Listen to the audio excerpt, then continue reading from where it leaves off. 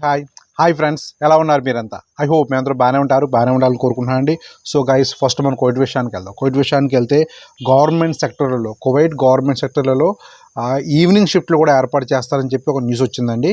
Next, కువైట్లో national వైడ్గా round up చేస్తున్నారు పోలీసులు.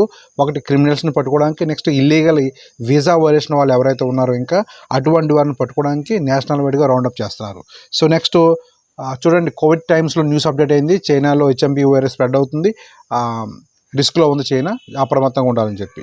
నెక్స్ట్ సౌదీ విషయానికి వెళ్తే జద్దాలో వర్షాలు భారీగా పడుతున్నాయండి. సో జద్దాలో రెడ్ అలర్ట్ కూడా జారీ చేశారు. సో నెక్స్ట్, 19,000 మంది వైలేషన్ చేసిన వాళ్ళు అరెస్ట్ చేశారు సెక్యూరిటీ అధికారులు. వీసా వైలేషన్, రకరకాల వైలేషన్లు. నెక్స్ట్, మక్కాలో కూడా భారీగా వర్షాలు పడుతున్నాయి. వర్షంలో తడుస్తూనే అందరూ కూడా ఈ మక్కా దర్శనాలు చేసుకుంటున్నారు. నెక్స్ట్, 200కు పైగా హోటల్స్ నిర్మించున్నారు ఇప్పుడు సౌదీలో, ఎందుకంటే త్వరలో ఈ ఫుట్బాల్ మ్యాచెస్ జరుగుతున్నాయి కదా. నెక్స్ట్, యుఏ విషయానికి వెళ్తే ఆర్టీఓ వారు తెలియజేశారు, ఈ సాయంత్రం పూట పీక్ టైంలో ఈ షేక్ మొహమ్మద్ బిన్ జాయద్ రోడ్లో హెవీ ట్రక్స్ అవుతున్నాయి, ఈ ట్రక్స్ని బ్యాన్ చేస్తున్నామని చెప్పి సాయంత్రం 5:30 నుండి 8 గంటల వరకు. ఇది ఆల్రెడీ రూల్ స్టార్ట్ అయిపోయింది. Okay. Next, UAE vehicles drive చేసేవారు, యుఏలో కార్లు డ్రైవ్ చేసేవాళ్ళు ట్రాఫిక్ జామ్లో 2024లో ట్రాఫిక్ జామ్లో 35 గంటలు గడిపారంటే, అంటే 2024 సంవత్సరం అంతా అప్పుడప్పుడు ట్రాఫిక్ జామ్లు అవుతాయి కదా, ఇదంతా కలిపి 35 గంటలు అయిందంట. నెక్స్ట్, బహిరంగ ప్రదేశాల్లో కారు వాష్ చేస్తే 2,000 dirhams 3,000 dirhams ఫైన్ వేస్తారు. ఓకే.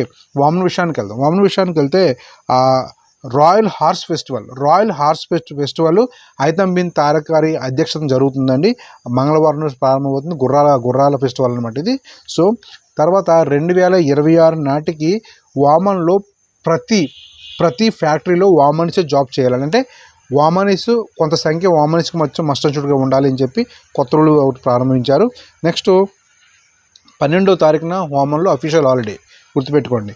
బెహ్రెన్ విషయానికి వెళ్తే గల్ఫ్ కప్ గెలిచి వచ్చిన ఈ బెహ్రానీ ప్లేయర్స్కి ఘనంగా స్వాగతం పలికారు. బెహ్రెన్లో హెచ్ఎం కింగ్ గారు బెహ్రానీ యొక్క ప్లేయర్స్ని అభినందించారు కూడా.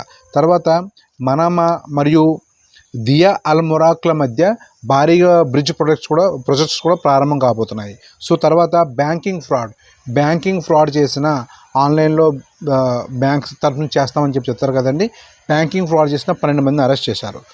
ఖతర్ విషయానికి వెళ్తే 2024లో Qatar, Canada, India, Switzerland, Algeria, Malta దేశాలతో పెద్ద బిజినెస్ డీల్స్ సైన్ చేసింది.